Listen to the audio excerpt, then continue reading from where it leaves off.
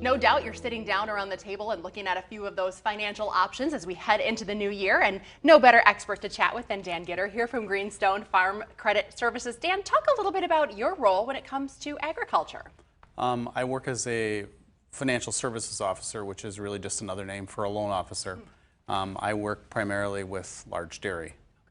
Now, do you feel when it comes to dairy, is it a breath of relief a bit? Is things easing up? I know milk prices have risen, but do we still have a ways to go? Oh, definitely. I mean, it's been a pretty long milk price drought. The second half of 2019 has been a welcome relief, but there's a lot of healing that needs to take place yet. We've been through probably about 4 years, coming on 5 years of difficult price opportunities.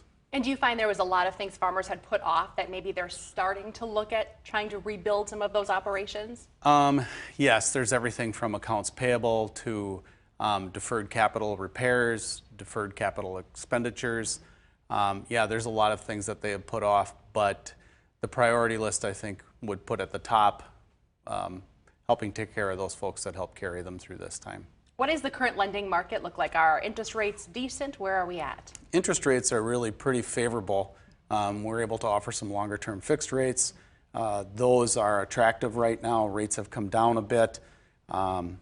That's another little bit of a bright spot. Is now the time, if I have several different rates out there, is refinancing, consolidating, is that an option for some businesses?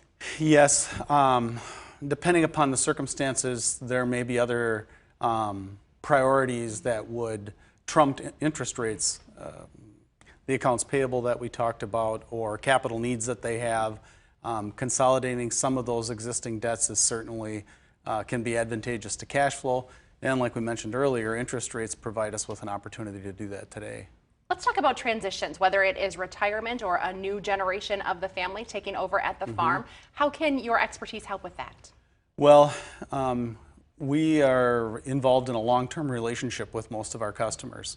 So just like the rest of us, they age and they make plans for the future. The circumstances that we found ourselves in the last few years maybe has accelerated some of those plans. Folks have taken a look at phasing out of the business sooner than they might otherwise have. Usually when folks start talking about that or are considering something like that, we'll assemble a team of their professionals. They're usually working with someone who provides them with tax and accounting advice. So that group usually gets together. It's a several month-long process, maybe a couple years, depending upon the size of the business we're taking a look at. So lots of services and thought and effort goes into it. You and I have talked before about the importance of open communication. I know there is a lot of producers out there, unfortunately, feeling a very real weight of financial burden right now. That open communication with your lender, why is that so critical?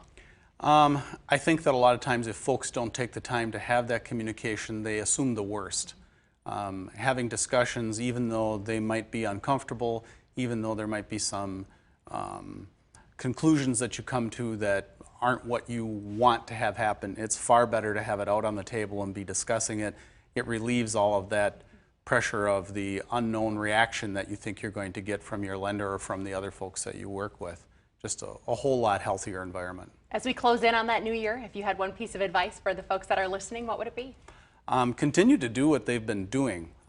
There has been an amazing focus made by farmers on finding ways to lower their cost of production.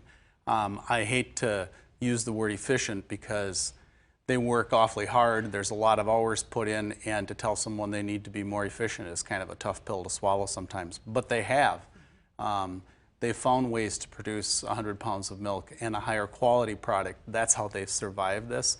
So what I would tell them is to keep doing that. Keep their business focus. Keep taking a look at their balance sheet and their cash flow and their income statement. Don't lose sight of those things, even if milk prices do improve and the circumstance feels a little better. Well, Dan, we appreciate your insight and know that your team is certainly in good hands. Sounds good. Thank you. Thank you.